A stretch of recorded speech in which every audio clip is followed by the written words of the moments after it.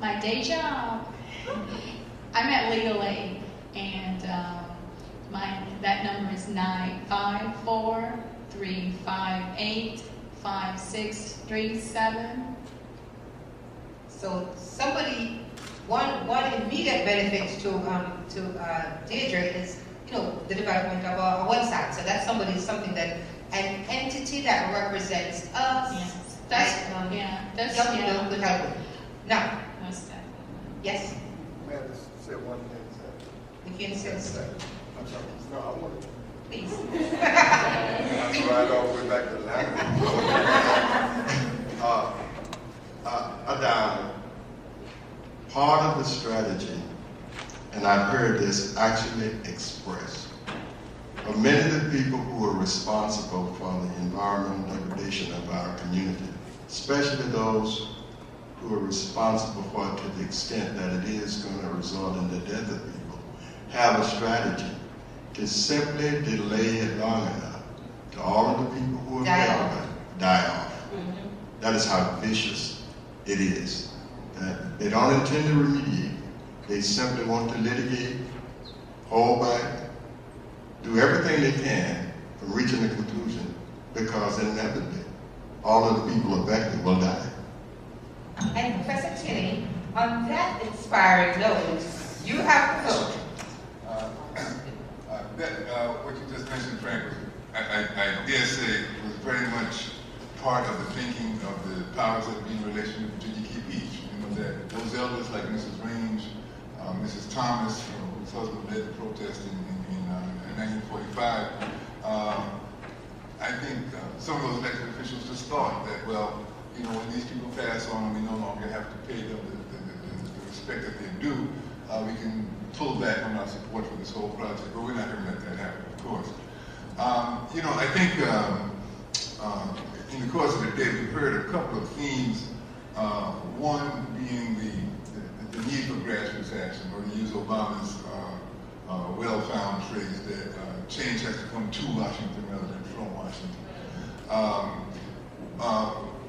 Interestingly, we have, Jermaine mentioned it, Frank mentioned it, this curious notion of people being astonished and surprised that folks of color are even interested in these issues, much less capable of having something to offer. And I think I would like to just reinforce that notion.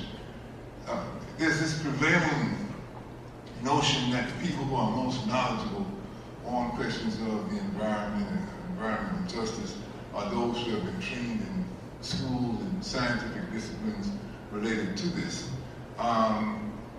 What is lost in that notion is the fact that the human race has been extremely knowledgeable about the environment for millennia.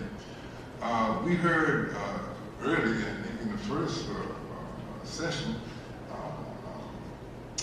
believe you referred to the Native American, that whole maxim that people live by every day, that every word you say, every deed you do, every breath you take affects the next seven generations.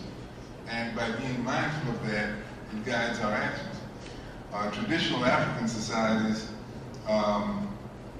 are so diverse, they number in the thousands, and yet all of them are pretty much unified around that concept that we who are living are the embodiment of all of our ancestors and all of our future generations.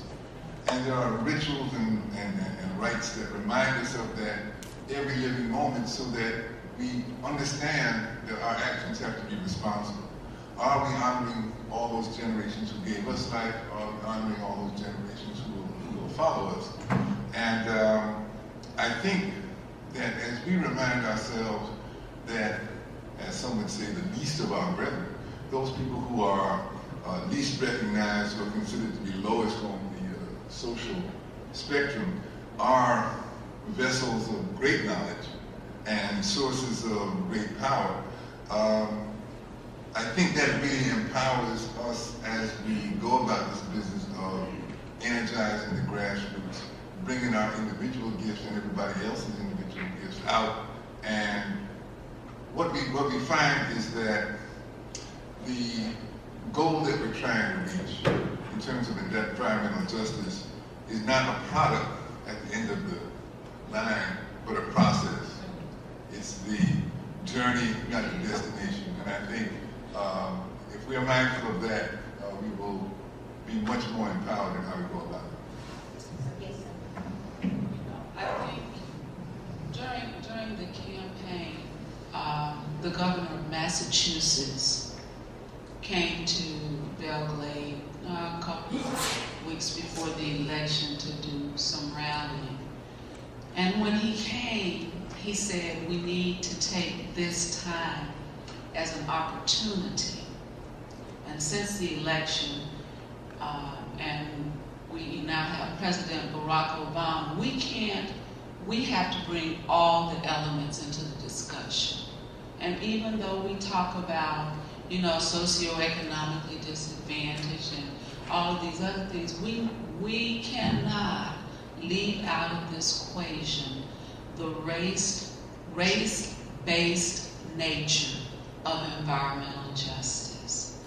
What he said was, we need to take this opportunity to have that dialogue. Yes. Because this window is not going to be open to us for very long. 8 years, yes. 4 years, yes. 8 years, we don't know. But this is strike while the iron is hot. So as we go forward, we cannot afford, or we cannot be too politically correct to the point that we forget that this is the United States of America. We are a race-based country. And because of that, these things occur. And we need to do time out. And we can't do that if it's not an intentional part of the dialogue. Well, given the amount of talent, intellectual capital, history, and deep involvement that we have at this table and in this room, including the academic segment, which is very important, I would like to propose that maybe one of the first things that we need to do is have the people who were involved with writing that piece of legislation write a communication to the Secretary of the Interior to say how, at this point, those measures are not being included, and the law mandates that he has to address that. So if we were to produce that document, and then all the other entities with your collaterals are signing onto that document, then we send that to the Secretary of the Army. We obviously have to also simultaneously and concurrently be engaging our elected officials, all of the elected officials in the 16 county area, all of the congressional leaders in the 16 county area. We have to first bring to their notice the fact that we are engaged here, we live here, we're part of this, it's not working out how the law says it should, and therefore we require your intervention and the application of your influence to the Secretary of the Army to make sure that those things are done. I believe that that might be a place to start. What do you think? That and of course starting the project ourselves, that we are saying that the Secretary of the Army needs to start. In other words, all of those things that the law requires, educating and engaging the community, we will have to be the ones to do that because we are the ones in the community who know best how to do that and know best how to elicit from the community the kind of guidance that needs to be taken to the Secretary rather than received from him. So I would just add that. Absolutely, and I am presuming that you also mean that we are going to be enabled by the expenditure of our tax dollars as an economic stream that enables us to do that. Because one thing we know is nothing happens without the application of money. And while I completely respect my brother's idea and process of starting from the bottom up, Hey, there's gazillions of dollars that come from our collective pockets that's going to go into somebody's pockets, and some of it better be in ours to do this work. Well, to address, I think, I'm not so certain that it necessarily need to come from the people who drew up the. Oh, okay. I know the reason I'm saying that. I think it has more power if it comes from the community. Two things. It is a particularly propitious time for this to happen because, one, because of the present administration, and number two, they are going to come up for review next year. Next year is the 5th year. And the 5th year, they're coming up and they got to pass muster before they can get more money. That's right.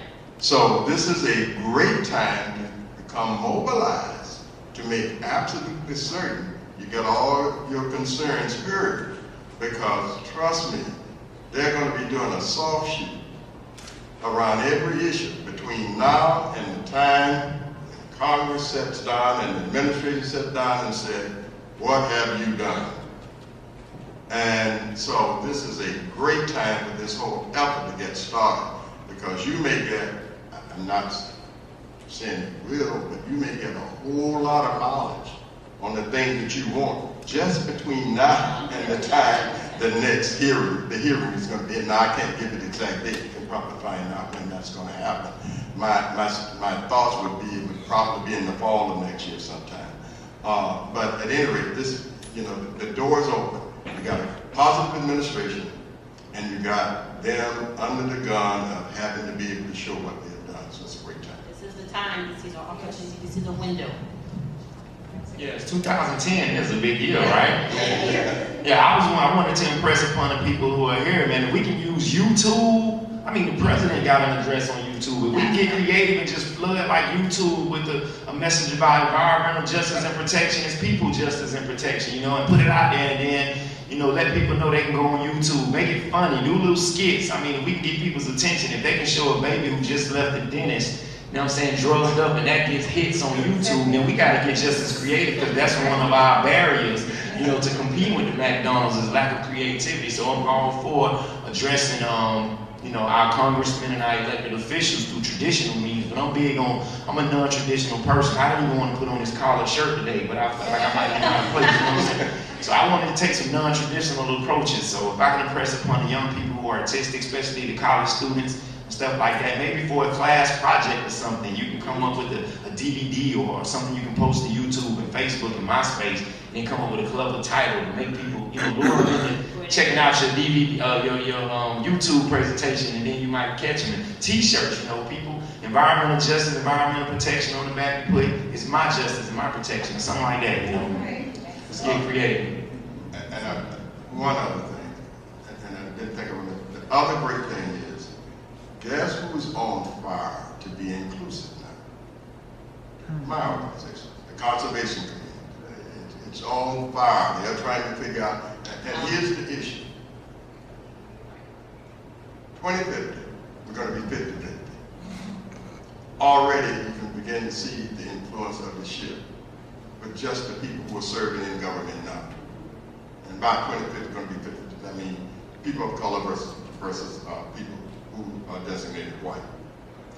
That has tremendous, not only demographic significance, but it has tremendous political significance. The conservation community, which is 98.9% white and growing older. Average age in most conservation organizations is somewhere around 64. Wow. Our membership is around 64. Average age. The average age.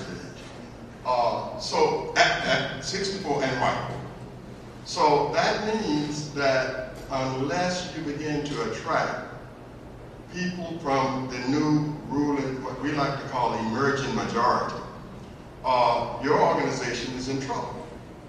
So that is why you see John Flicker from Audubon in Scientific America now talking about in the community. My organization, I have to leave a vacation in Los Angeles to fly to DC for 2 days to make a presentation where we're talking about the emerging majority.